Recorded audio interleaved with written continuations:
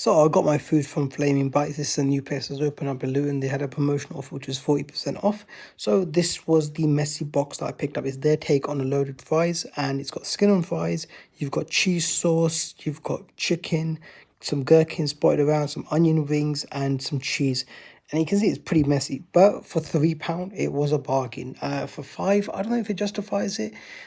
The chips were a bit soggy. Everything just felt a bit old. Maybe it's because it's the time of day when I got it. It was like literally like late in the evening, and they didn't have any of the chicken left, and they didn't have the Wagyu beef burger, which I would like to try, but you know, it is what it is. But for £3, not a bad price, and it was still lukewarm, I would guess. So yeah, next thing was the burger. This is the Al Burj burger. They didn't, as I said, they didn't have the Wagyu beef burger, but they had this one instead. So this was the next thing that they had there as a beef burger, and it's a quite hefty burger for £5.40. It's a bargain. For £9, I don't know. You can't call it a gourmet burger by sticking some brioche buns on either side. I don't agree with that. And on top of that as well, the patty seems like it's store bought. It doesn't seem like they've made it themselves, but it does have a lot of stuff there. You're going for it. You've got yourself your hash brown, your tomato, your lettuce, your onion rings inside. There's some turkey bacon, but they've got a fried egg. The fried egg kills the entire flavor because it's so over salted. But you can see it's covered in this burger sauce as well, which seems also store bought, not their own recipe.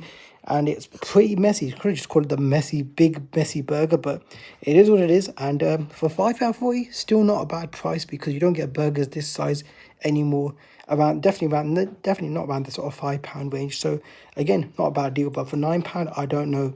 I don't agree with that. And it causes a lot of mess. And at least toast the bun. Next thing is the wrap. Now, quite a big wrap. I've been to other places and I've got wraps before for £5, and they've seemed tiny. This was a bit of a monster wrap, and this was only £3 with the 40% discount they gave me. But seriously, it was cold. It feels like these people, what they're doing, they make a wrap and they just put it in a printing press. This is a Nag wrap.